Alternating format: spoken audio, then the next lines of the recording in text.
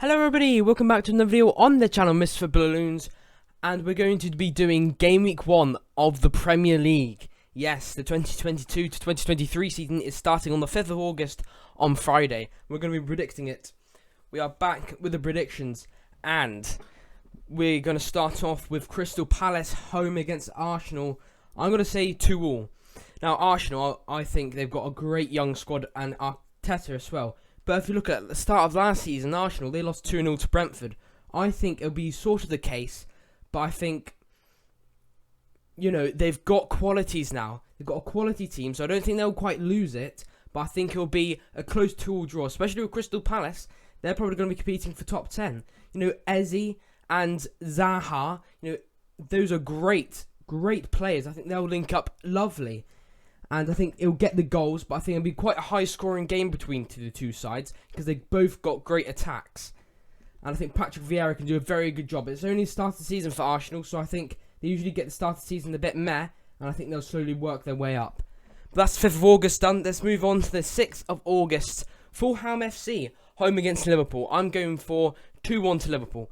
Liverpool, they've got a lot of momentum coming into this game, a lot of excitement after winning the Community Shield. You know, winning 3-1 over Man City is absolutely amazing. They're going away against Fulham, and, I mean, last time Fulham were in the Premier League, I'm pretty sure they had a great start to the season. I think they will do decent against Liverpool to start off with, especially that they're home. I expect Mitrovic will probably score a goal, but Liverpool, their qualities, they've still got Salah.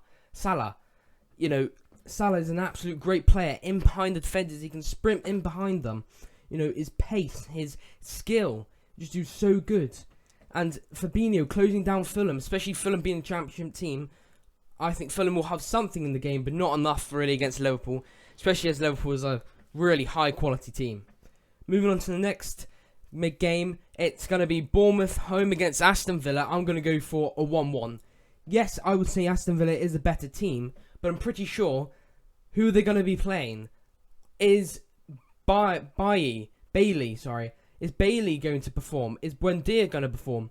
I mean, their tactics aren't quite, you know, they're not quite there. They don't know their tactics properly. They've got a great squad. Steven Gerrard's a great manager. Does some great business, but they need to really piece everything together. And I don't think they're going to quite do that at the start of the season. I think they eventually will find their way, but not quite yet. And Bournemouth, they've got Solanke, they've got Billing. You know, it's an alright, not really a great team. I think they'll just get a goal and they'll just be there and they'll just about hold on. I think they'll have an okay start to the season, but they'll drop after that.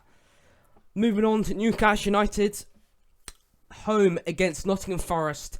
I'm going to predict this 1-1. Now, usually with Newcastle, they usually have a really bad start to the season. You know, I mean, they do. I'm pretty sure last season they, I think, lost 4-2 against West Ham, and then drew 2-2 against Southampton. You know, it's not too bad, but I think usually the first 3 games isn't the best. Even with the business, I think they still would have a bit of a rough start to the season, especially Nottingham Forest. The amount of momentum and the excitement of all these new signings. You know, Jesse Lingard's going to be hard for Newcastle. You know, but I think Nottingham Forest would definitely struggle. Newcastle plays some amazing football, amazing players, and I think it could even be a win for Newcastle. And especially that they're home, all that momentum of the crowd, it could easily be a 2-1 win for Newcastle. But I'm going to go for 1-1 just on the basis of history and how Newcastle don't start off the season that great. Moving on to Spurs home against Southampton, I'm going for a big win for Spurs, 5-1. Now, to be fair, it was either Southampton or Brentford I thought was going to get relegated. Now, I'm not too sure if I was right saying Brentford would get relegated. I think Southampton could easily get relegated. I was unsure. I just put Brentford there just because, between the two teams. But away against Spurs, who have signed Basuma, who have signed Richarlison, they've already got Kane and Son and Kolskowski. I can't say the name right. Kolskowski. I'll put him on the screen or something. I'll put his right name. I can't quite say it. But they've got a great attack going into it. They're a better team. They're home. Southampton, you know, not looking like a good side. I think James Ward-Prowse will probably get a free kick goal. But let's move on, stop waffling, and go on to Leeds United. I'm going to say 0-0. nil between the two sides. Leeds United, they've done a great bit of business. I would say the new manager, he's decent. He's alright. He's brought in Brendan Aronson, which I think is going to impact this game a lot. I think he's going to have that counter-attacking football and constantly push up, but I don't think it's going to be enough to get goals because Wolverhampton Wanderers, their defence is strengthened in Tawaski. Now, that has improved the bench so much. Actually, no, I think it's Nathan Collins, sorry, not Tawaski. Nathan Collins, and that strengthened Wolverhampton Wanderers' backline even better. And Leeds United attack, I think Brentford, I don't think he's going to be straight away there, so I don't think he'll get the goals. I think it's going to take a while to piece together and string together everything, but I think Wolverhampton Wanderers' attack won't be good enough to go against Leeds quite yet. But I think Wolves will eventually get it as the season progresses and eventually finish that mid-table. But I think it could easily be 1-0 to Wolves because Leeds' defence still, I'm not convinced on the left side. Let's stop waffling, let's move on to Everton, home against Chelsea, 3-1 Chelsea. Even away against Everton, I think Everton haven't quite made the signings yet to really definitely secure any points against the top 6 clubs. I think eventually they might be able to do something, but right now, no. I think Calvert-Lewin, at the moment he's going to be their starting striker. I think he is a good player. I think if everyone can recapture their form, eventually they'll be able to do well. But against Chelsea's momentum, all the signings, I think Chelsea will be happily winning this 3-1. Moving on, 7th of August, Leicester City, home against Brentford, 1-1. Now, Brentford, I did say in the relegation zone, as I said earlier, but I think they can easily finish in 17th.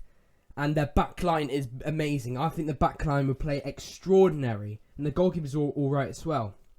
But I think at the start of the season, they actually did well against Arsenal. And I think they're going to start really well. Away, 1-1 draw against Leicester. I mean, Leicester, their injuries are returning, So I think they will play well. I think Leicester will be the dominant team.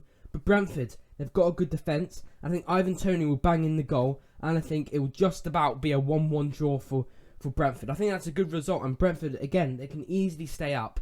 So what I said last video, my predictions, I'm still unsure. But I think it's going to be hard for them this game.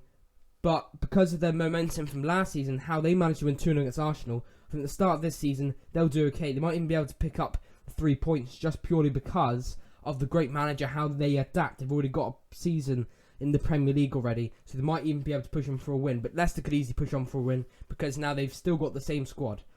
Let's move on to Man United. Also, it's partly because Leicester didn't really have an amazing start to the season last season. I think it might be the same case.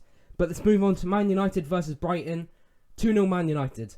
Now, Man United, I think they have made good business. Christian Eriksen, great signing. I think he'll really impact this game. I think if Sancho and Marcus Rashford can recapture the form, I think they'll do well. I think they'll do well anyway. They've got a great goalie, so Brighton going to find it hard with Mbappe in striker to score goals. I think that was going to be their problem. But, without Basuma in that middle, they still do have Mwapu and they still got Grob. But I don't think that's good enough to go against Man United, especially after the 1-0 loss in their friendly against Brentford and a 2-1 loss against Reading. Yes, it's only pre-season, but this is only the start of the season. I think Brighton will recapture their form. But I think Man United, they've got this in the bag. Moving on to the last game of this prediction video. It's going to be West Ham United, who are home against Manchester City. I'm going to say 3-2 to Man City. I think West Ham, they've got a great side. They're going to be in the top 6 for quite the majority of the season. The first half of the season, I think they're going to be pushing for that Europa League. I think they've got a great attack in Antonio. Scamara coming in as well. With Antonio, that's a great attack. Jaron Bowen as well, and they've got that great CDM. But I think Man City's attack is also great, and they've got great depth that they'll just keep on pushing. But I think it'd be quite a close game. But Man City, they're just the best team in the Premier League last season, and I think they'll keep that going into this season at the start. That will be the end of my predictions. Hopefully you can like and subscribe, and always remember to turn on notifications so you don't miss one of my fantastic YouTube videos. I'll see you next time. Goodbye.